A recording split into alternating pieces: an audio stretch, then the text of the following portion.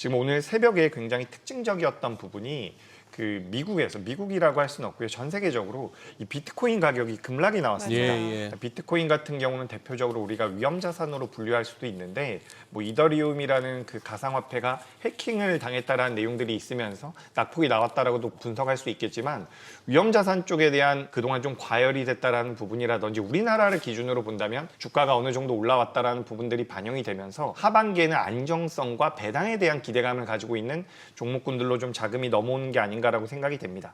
지금 우리나라 4대 금융 지주가 올해 3분기 기준으로 순이익이 전부 다 1조가 넘어갔거든요.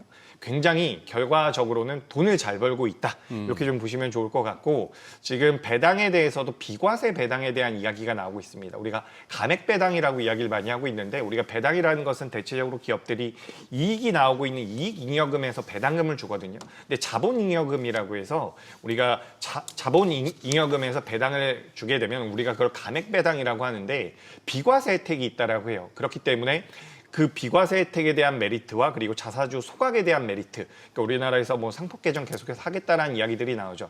그리고 이제 연말이 다가오다 보니까 이렇게 좀 안정성을 가지고 있는 종목군들로 자금이 넘어가는 게 아닌가라고 생각이 됩니다. 그래서 금융주들 같은 경우는 사실 금리 인하가 될 때 그에 따라서 어떻게 보면 피해를 받을 수 있다라는 분석도 있었던 부분인데 지금 금리 인하에 대해서 어떻게 보면 약간의 제동을 걸 수 있는 내용들이 시장에서 좀 부각이 되고 있기 때문에 어떻게 보면 금리 인하에 대한 모멘텀을 반대로 받았었던, 그러니까 금리 인하가 되면 증권주들 같은 경우 주가 흐름이 굉장히 좋았거든요. 반대로 이제 반대급부로 좀 받고 있었던 은행주들 같은 경우도 뭐 금리 인하가 지속이 된다라고 하더라도 지금 어쨌든 수익성적인 면에서 굉장히 좋은 결과물을 만들어내고 있기 때문에 지금 하반기에 대한 기대감은 은행 쪽에도 분명히 있다라는 말씀 드리겠습니다.